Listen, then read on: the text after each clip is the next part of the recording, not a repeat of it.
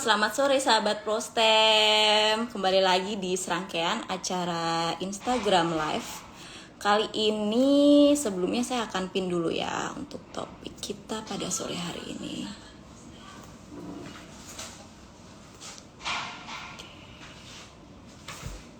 Oke, jadi saya mau pin.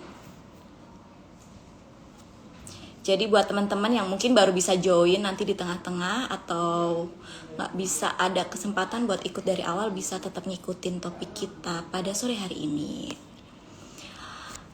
Oke, saya ingin menyapa dulu buat teman-teman Prostem. Selamat sore semuanya. Oke, kali ini kita akan kedatangan tamu spesial dari salah satu public figure yang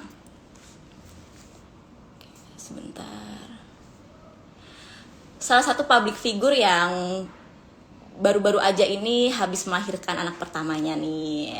Oke, buat teman-teman mungkin yang udah sempet lihat poster di feed Prostem mungkin udah tahu ya topik kita pada sore hari ini. Oke, langsung aja saya akan mengundang public figure yang selain dia baru aja melahirkan juga baru aja nih kemarin pindah rumah. Jadi kebayang ya ribetnya, tapi beliau berkesempatan buat ikut di live sesi sore hari ini. Saya akan add dulu.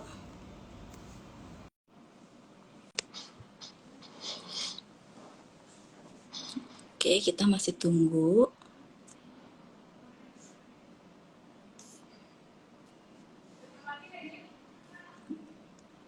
Jadi buat teman-teman, kita topik yang mau kita obrolin sore hari ini adalah terkait keputusan berharga di detik-detik kelahiran Zizi. Nah, apakah itu? Jadi memang buat ibu-ibu yang sedang hamil, tentunya mempersiapkan perlengkapan ataupun persiapan-persiapan lain untuk menyambut kelahiran buah hati itu sangat penting ya. Jadi nggak cuman hanya peralatan-peralatan, begitu juga untuk dana saat melahirkan itu kan juga nggak sedikit.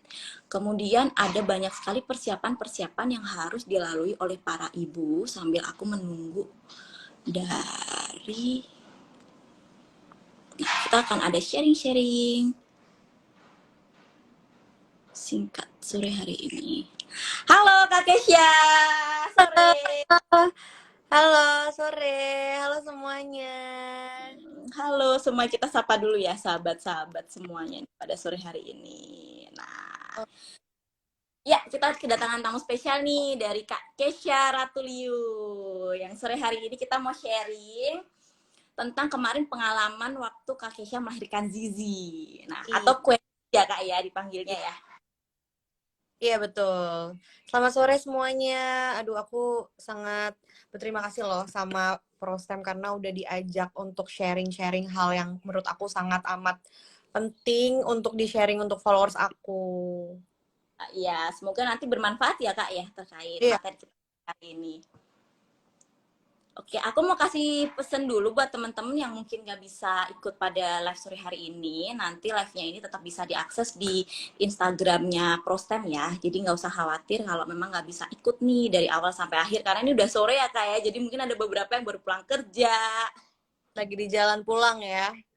Iya, jadi ya sebaiknya jangan nonton sambil nyetir sih. Iya, benar. Ya karena nanti di-save ya, terus bisa dinonton ulang ya.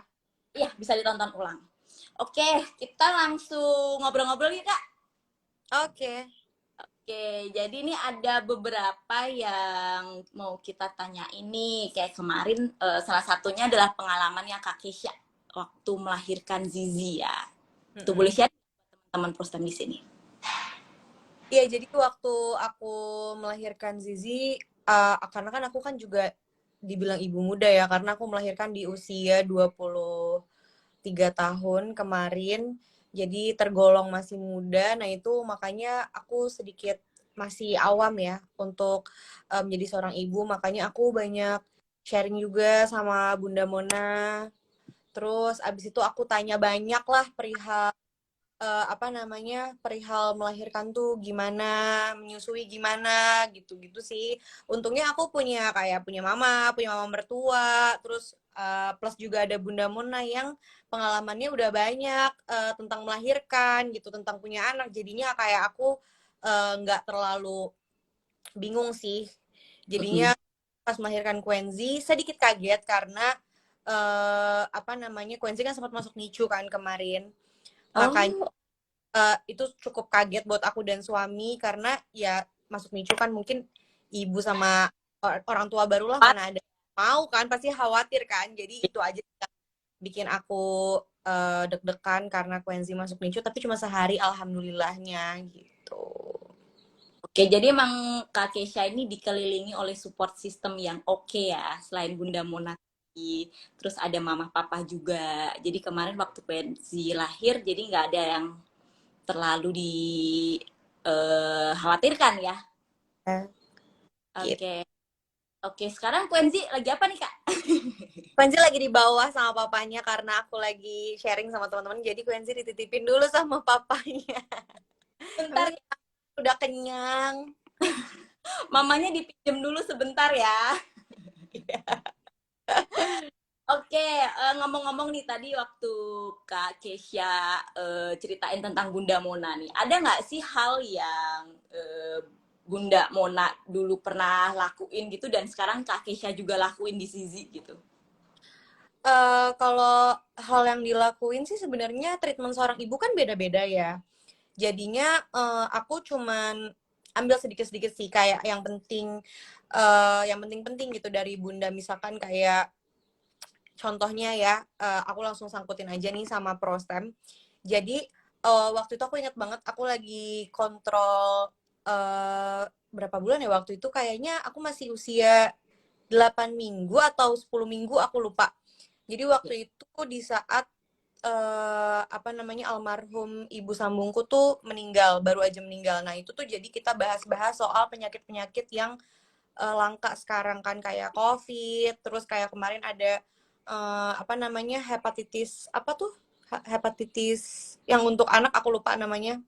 Nah, itu juga pokoknya banyak banget sekarang penyakit-penyakit langka yang bikin kita juga kaget gitu kan. Nah, makanya aku sempat bahas sama Bunda, terus tiba-tiba Bunda tuh mengarah ke Prostem. Tiba-tiba Bunda kayak, Kak gitu, kakak mau coba nggak gitu. Waktu itu Bunda, waktu terakhir melahirkan Numa, Bunda nih apa namanya, ikut Prostem, nyimpen nyimpen di Prostem gitu kan. Abis itu apa tuh? Akhirnya aku sempet lupa. Terus pas udah hamil besar, nggak hamil besar banget sih, kayak hamil 6 bulan, aku baru cari tahu tuh di sosial media kayak Prostem tuh apa sih gitu, kegunaannya apa aja. Nah, makanya aku waktu itu apa yang Bunda pakai pas di Numa kepake juga di Quenzi, nyimpen stem cell di Prostem gitu.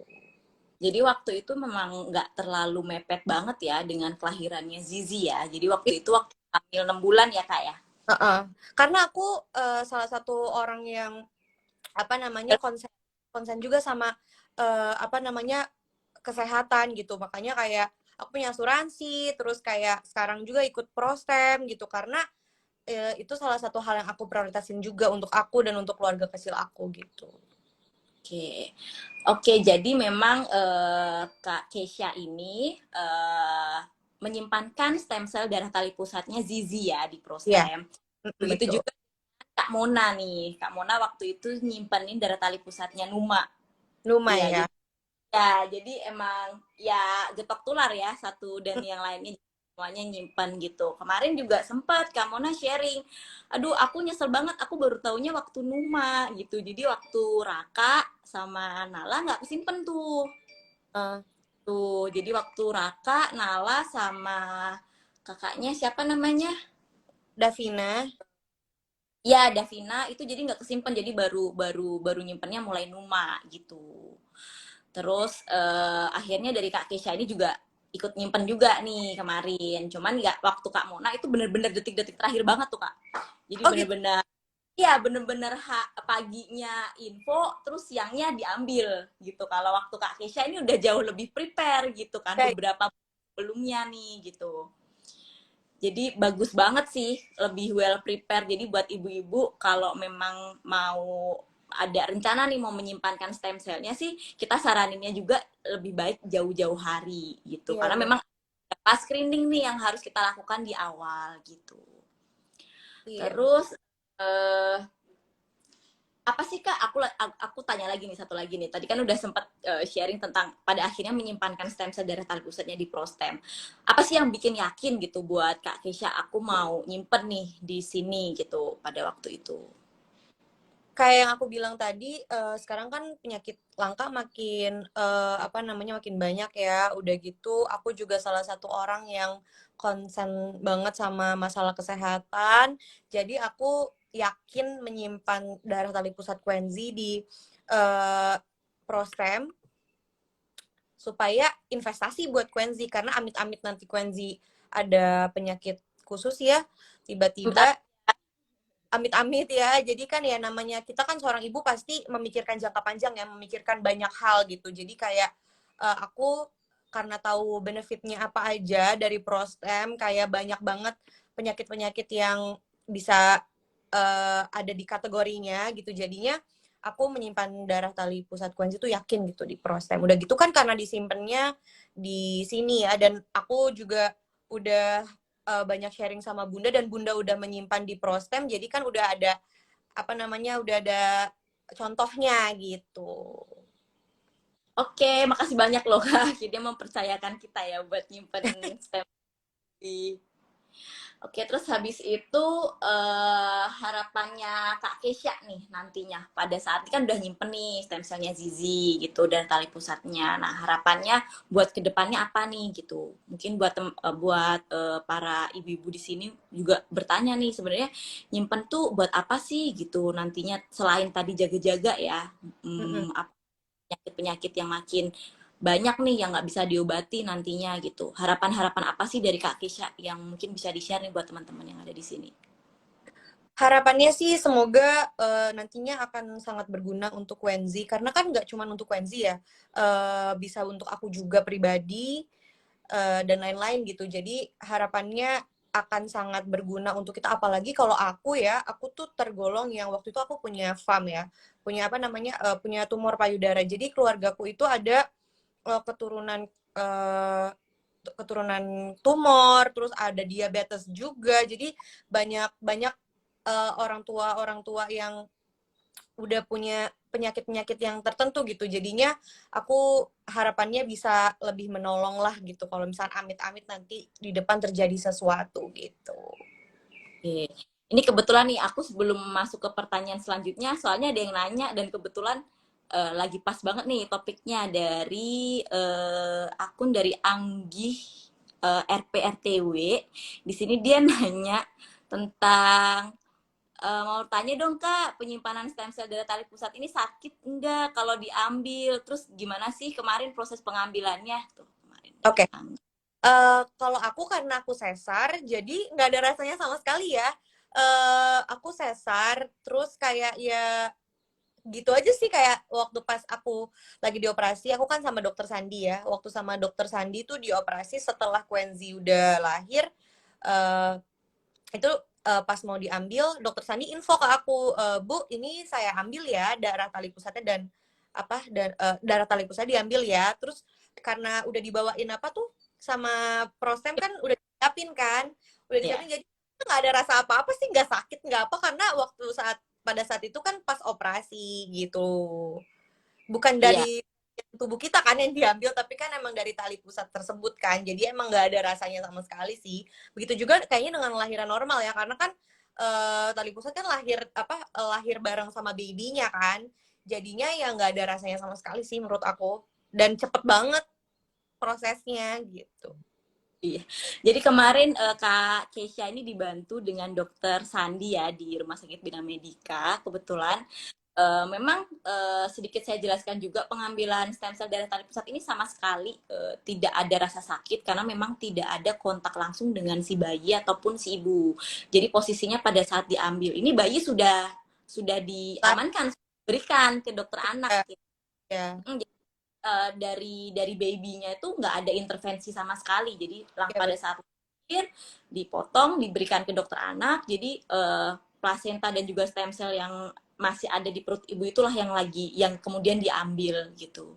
Jadi memang normalnya memang pada saat melahirkan baik sesar maupun postpartum nih. Karena aku takut nih ngomongnya lahir normal gitu, karena ntar dibilangnya sesar nggak normal. Salah ya, salah ya. Ibu-ibu di sini nanti kalau sesar dibilangnya nggak normal. Jadi sekarang udah berganti nih namanya Udah jadi berganti ya. Oh, lahir sesar oke. dan postpartum gitu kan ya istilahnya. Oke, oke. Jadi istilah lahiran postpartum itu juga sama sekali nggak ada rasa sakit, dan itu benar kalau Kak Kesha bilang itu cepet banget, itu betul banget karena itu tinggal dipotong, kita udah sediakan alatnya, dimasukkan, selesai. Betul. Ini tidak usah khawatir buat ibu-ibu bagaimana sih pengambilannya, sakit nggak, sama sekali nggak sakit. Oke, jadi saya mau masuk ke pertanyaan selanjutnya nih ya Kak ya. Hmm, oke. Pertanyaan selanjutnya nih lebih ke terkait ini ya, potensi penggunaan stem cell-nya nih dari Kak Kesha gitu. Jadi memang aku mau share sih di sini lebih tepatnya. Jadi memang potensi penggunaan sesar ini, penggunaan stem cell ini di dunia itu kan udah banyak banget gitu. Bisa dilihat dari Google aja deh, orang-orang nyari tentang potensi stem cell itu udah banyak banget di dunia, itu penelitiannya udah ribuan, udah banyak banget. Cuman kita fokus yang bisa dilakuin di Indonesia tuh apa gitu kan. Jadi salah satunya adalah di Prostem ini kita pernah membantu untuk menangani seorang dokter untuk beberapa case penyakit seperti penyakit osteoartritis atau radang sendi sih, itu yang paling banyak potensinya gitu. Jadi kalau untuk radang sendi ini kan memang kebanyakan yang menderita itu kan orang-orang tua ya, orang-orang lansia gitu. Jadi stem cell-nya si bayinya ini yang disimpankan itu juga bisa nih digunakan untuk orang lain, untuk kakeknya, untuk neneknya gitu, atau untuk ayah ibunya nanti gitu. Kalau misalkan suatu ketika kena nih untuk osteoartritis ini, karena memang sekarang metode penyembuhan osteoartritis itu juga masih belum ada yang benar-benar maksimal gitu. Jadi semua dokter pun di sini masih nyoba beberapa metode gitu. Salah satunya adalah dengan stem cell gitu. Nah, mungkin nanti juga buat Kak Keisha karena belum butuh nih saat ini kan untuk proses radang sendi, bisa juga loh kita ada untuk kasus gangguan terkait kulit gitu. Oh gitu. Jadi, Iya ya, iya, mention sih waktu itu karena kan sebelum aku akhirnya memutuskan untuk join taruh darah tali pusat frekuensi di Prostem. Nah, itu dikasih tahu juga bisa untuk apa aja. Nah, salah satunya yang aku ingat adalah untuk kulit ya. langsung semangat ya kayak untuk kulit. Apalagi kita perempuan ya. Pasti kan pengen kulitnya bagus terus gitu. Iya, memang kebanyakan juga dari klien-klien kita juga pun mereka menyimpankan karena tertarik juga itu tuh untuk kulit gitu. Jadi ibu-ibunya juga nggak mau kalah gitu kan. Selain itu buat nanti investasi kesehatan anaknya, dari ibu-ibunya pun juga mereka bisa menggunakan itu nantinya gitu. Dan itu kan bisa lama ya, bertahun-tahun gitu. Jadinya makanya itu juga yang bikin aku yakin akhirnya naro darah tali pusat frekuensi di Prostem gitu. Oke. Terus sebentar saya mau coba cari tadi ada pertanyaan yang masuk nggak ya? Oh ya, berarti boleh ya tanya-tanya mengenai topik hari ini. Nanti bisa dijawab sama aku. Iya, boleh. Nanti kalau enggak, kalau emang nggak bisa ikutan pada sesi live kali ini, bisa juga ya dijawab via direct message atau juga via komen ya, Kak Kesha. Betul. Oke. Ini aku coba, karena aku udah banyak banget yang join, jadi aku scrollingnya agak susah. Ini beberapa tadi udah ada yang ditulis, kayak, oh ini ada yang nanya nih terkait, ini agak agak keluar dari konteks topik kita hari ini ya Kak ya. Ini lebih ke apa sih tips kelahirannya Kak untuk mempersiapkan kelahiran itu, misalnya kayak persiapan mentalnya itu seperti apa gitu. Ini mau minta dia mau. Oke, kalau persiapan kelahiran sih waktu itu aku lebih ke ya benar persiapan mental. Itu yang paling penting untuk mental kita tuh support system yang kayak tadi aku bilang. support system tuh penting banget. Nah, makanya aku tuh kan banyak yang nanya ya, kena baby blues nggak? Ada baby blues nggak, Kak? Nah, itu tuh aku nggak tahu sih itu dibilang baby blues atau enggak, tapi itu kayak nggak berat gitu. Makanya kenapa nggak berat dan nggak terasa kayak aduh punya baby newborn tuh capek banget ya, itu karena support system, karena aku banyak yang bantu. Makanya mungkin yang nonton di sini bukan cuma calon ibu aja, tapi juga ada ayahnya atau ada mamanya atau ada mertuanya. Nah, penting banget untuk kalian mensupport apa namanya, kayak aku disupport sama suamiku banget. Jadi kayak aku tuh ada shift-shiftan ya waktu itu, waktu pas aku uh, lahirin Quenzi, karena kan kalau newborn tuh masih harus dibangunin 2 sampai 3 jam sekali untuk nenen ya. Nah, itu waktu shift malam tuh Adi. Jadi Adi tuh dari jam 10 sampai jam 5 pagi itu dia yang bangun. Nah, sisanya aku gitu. Jadi di Aduh, saat di mau banget. malam bangun itu Adi yang ngurus. Jadi aku bisa tidur lama. Nah, nanti di saat pas aku jam 5 bangun Adi baru tidur gitu. Jadi kayak saling mengerti dan saling paham aja sih. Karena kan tugas mengurus seorang anak bukan cuma tugas istri ya, tapi juga tugas bersama gitu sama suami. Makanya sampai saat ini aku nggak pernah ngerasa berat sih punya Quenzi gitu. Karena banyak support sistemnya gitu.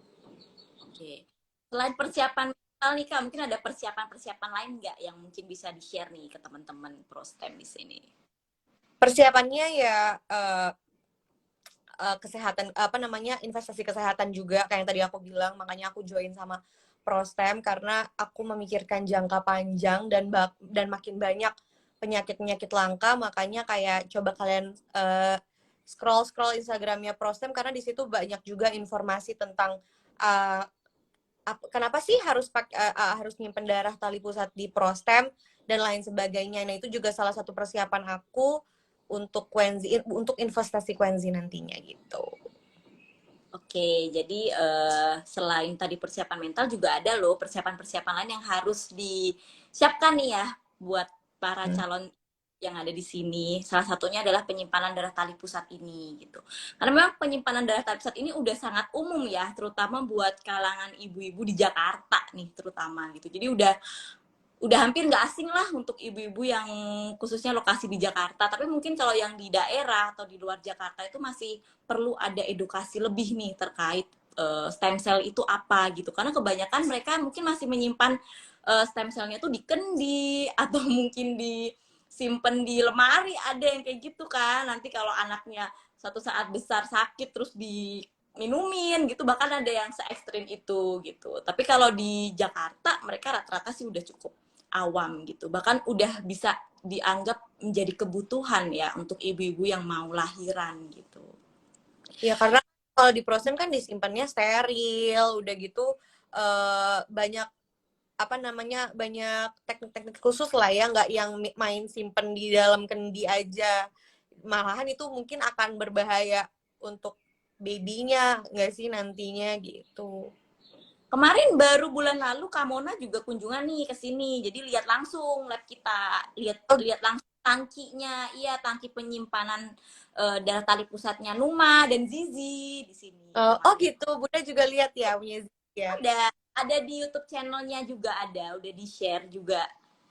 Oke, nanti aku kapan-kapan main ya, lihat apa namanya, tangki penyimpanan darah tali pusat Quenzi dan Muma. Iya. Untuk memastikan nih bahwa di sini emang benar-benar sesuai dengan kualifikasi gitu Kak. Oke, terus ada juga nih yang nanya dari Antia Syahra, nanya gimana sih cara simpan darah tali pusatnya Kak? Nah ini mungkin lebih aku ya yang jawab ya Kak Ya. ya, soalnya kemarin Kak Cesha nggak lihat karena waktu tidur di sesar udah diambil gitu aja dan nggak tahu sampelnya digimanain.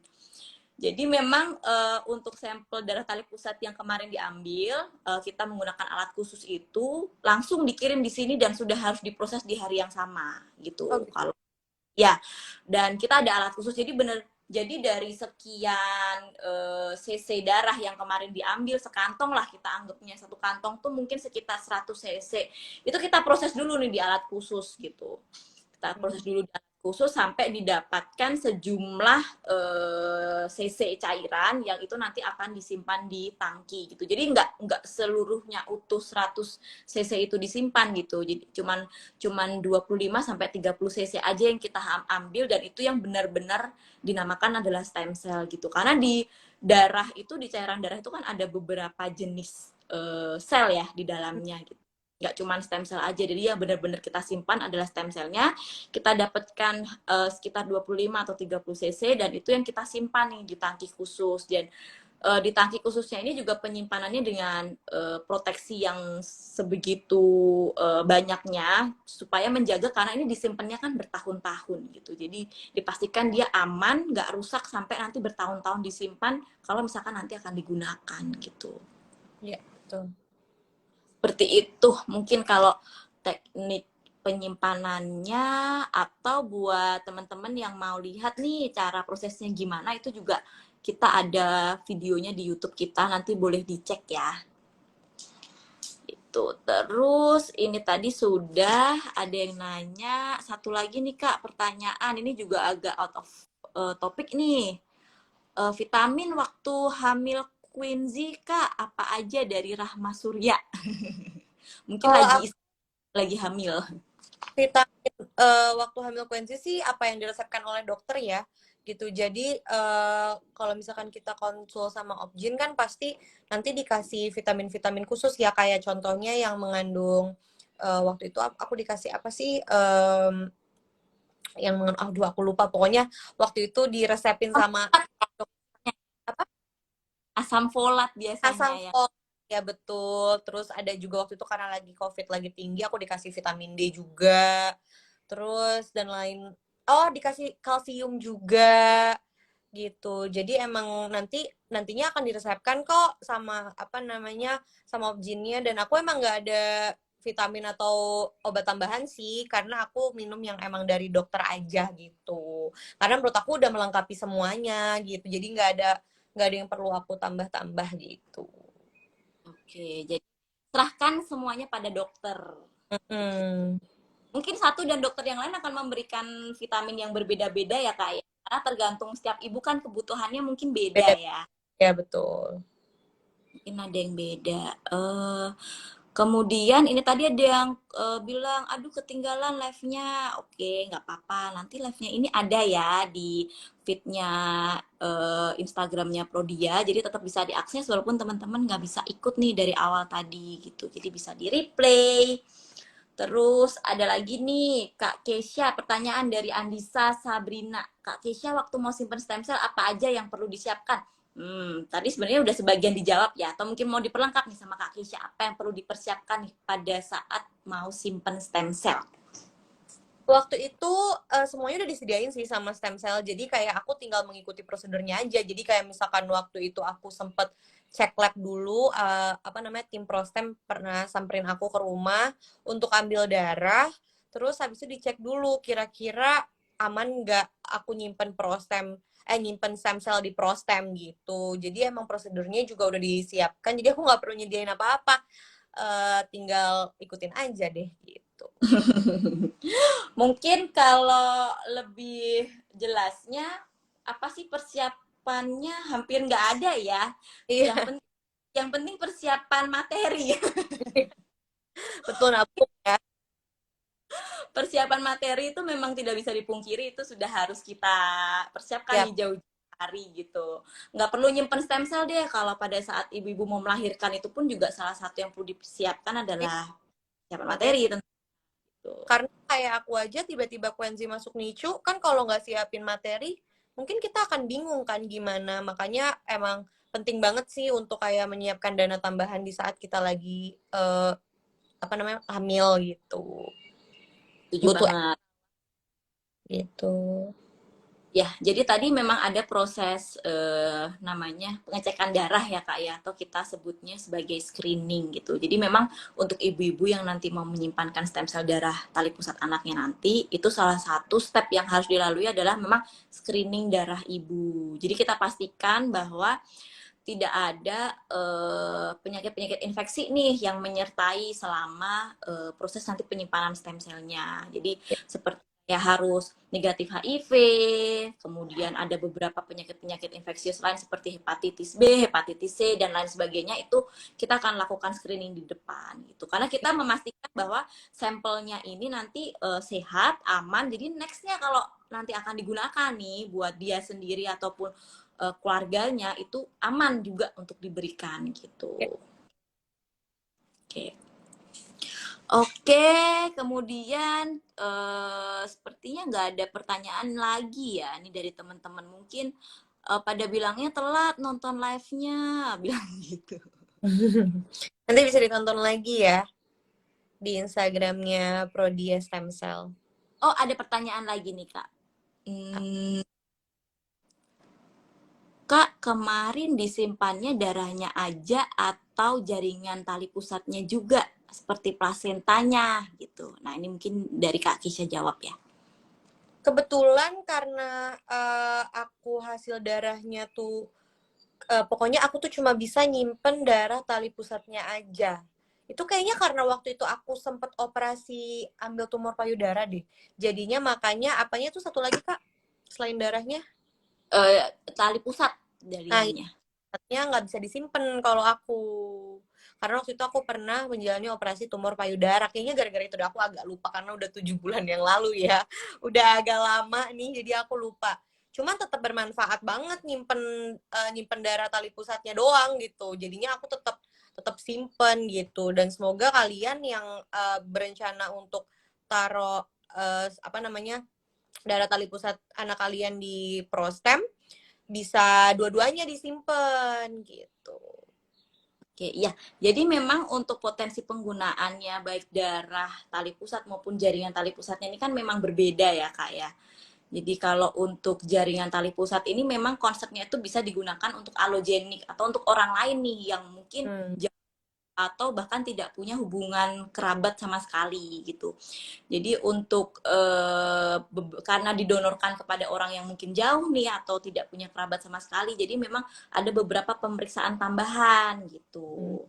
Jadi mungkin buat ibu-ibu yang lain nggak usah takut dulu, tapi mungkin screening dulu aja gitu untuk memastikan bahwa ini oke. Oke, sepertinya ini juga udah mau selesai ya, ke hampir 1 jam nih kita live gitu. Ada lagi nggak nih sebelum kita akhiri live kita sore hari ini, ada pesan dari Kak Kesha buat teman-teman di sini yang nonton? Kalau aku wajib banget menurut aku apa namanya untuk kayak aku ya ikut kayak aku taruh darah tali pusat anak kalian di Prostem karena itu salah satu investasi yang sangat berharga untuk anak kita di kemudian hari ya. Bukan cuma untuk anak kita tapi bisa juga dipakai untuk aku, untuk Adi. Jadi benar-benar banyak banget manfaatnya. Salah satu investasi yang sangat berharga kayak tadi aku bilang. Kalau misalkan kalian ragu, menurut aku nggak perlu ragu lagi karena pasti kan ragunya kayak kan belum tentu anak kita kena penyakit apa kok jadi kayak doain anak kita nantinya akan sakit. Itu bukan seperti itu malah ya, tapi salah satu yang kita persiapkan justru karena kita sayang sama anak kita gitu. Karena kan yang kayak tadi aku bilang makin banyak penyakit-penyakit yang nggak jelas, yang langka, yang bingung, yang kayak sekarang aja COVID kan bingung banget nih kita menghadapinya gitu. Jadi kayak investasi kesehatan tuh menurut aku sangat sangat penting gitu. Jadi jangan ragu. Oh iya, oke, terima kasih Kak Kesha waktunya buat sharing sampai Udah aku sharing hari ini. Bermanfaat banget loh sharingnya untuk followers aku nih. Masya Allah. Oke, alhamdulillah berarti nanti bisa ditonton ya buat teman-teman yang mungkin nggak bisa Baru join nih dari. Oke, kayak gitu. Terima kasih Kak Kesha udah join live kita pada sore hari ini. terima kasih banyak. Aku Thank pamit juga. Sampai ketemu lagi. lagi Kak. Thank you.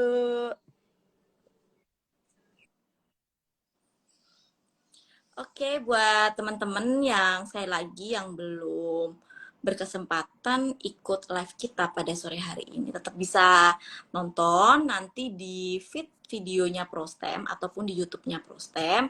Dan kalau misalkan ada pertanyaan-pertanyaan tadi yang belum sempat kejawab juga nggak masalah, nanti bisa ditanyakan ulang di komen atau melalui direct message-nya Prostem. Nanti dari tim kami akan menjawab secepat mungkin. Oke, kalau gitu terima kasih semuanya. Selamat sore.